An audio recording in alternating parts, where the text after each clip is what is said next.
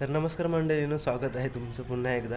आणि आपला खूप दिवसापासूनचा कांदा भजी बनवायचा प्लॅन होता आणि मला वाटते आता पाऊस हा सक्सेसफुल करणार आहे. कारण पाऊस म्हणजे गडगडाट सुरुवात झाली, थोडा थोडा चिमचिम रिमझिम रिमझिम पडायला सुरुवात झाली आहे. तर चला आता आपण बनवू मस्त कांदा भजी झकास. आणि मंडळी तर आता आलो आहे आपण किचनमध्ये आणि कांदे बिंदे पटकन कापू. बघा बाहेर गडगडाचा आवाज येतोय, हा बघा, बघितलात का? जोरात एकदम फुल गडगडा आहे. तर आता आपला कांदा भजी प्लॅन होतंय. कांदा भजी लई दिवसाचं खायची इच्छा होती माझी आणि हा पाऊस सक्सेसफुल करणारा गडगडा झालाय. चला मी पटकन कांदे कापतो, जास्त आपण नाही, एकटाच आहे, एकट्या दिवसाची. चला, तर हा बघा पाऊस सुरू झालाय आणि आता आपले कांदे कापून झालेत. हे बघा, पाऊस संपायच्या अगोदर मला कांदा भजी इथे केली पाहिजे. आपण आता टाकूया मीठ थोडंफार सही करतो, थोडा मसाला टाकू याच्यामध्ये,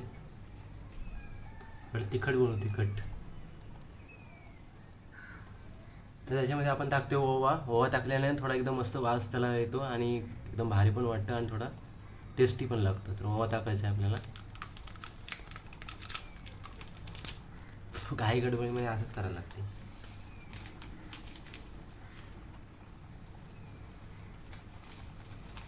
ही बेसनाची पिशवी आहे ना, मी लई दिवसापूर्वी आणलेली, कारण जेणेकरून आपल्याला कांदा भजी बनवायची.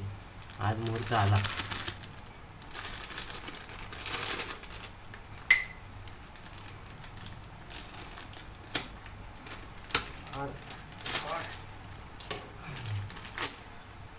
तर मंडळींनो, तुम्हाला एक झक्कास टिप सांगतो. या बेसन आपण जेव्हा टाकतो त्याच्यामध्ये तुम्ही आहे ना थोडा तांदळाचं पीठ टाका, जेणेकरून तुमची हे आहे कांदा भजी एकदम कुरकुरीत होईल. ट्राय करून बघा. तर मंडळींनो, आपली पहिली बॅच चालली आता तेलामध्ये.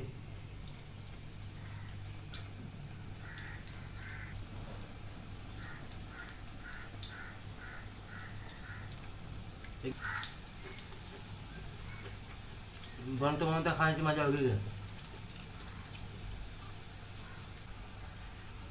आपली शेवटची बॅच तयार होते, झाले पूर्ण. फायनली आपण रेडी आहोत कांदा भजी खायला. कांदा भजी रेडी झालेली आहे, बघू शकता तुम्ही. आणि एवढी भजी कांदा भजी खाण्याची जिम्मेदारी माझी एकट्यावर आहे. एकटा खाणार आहे मी आता.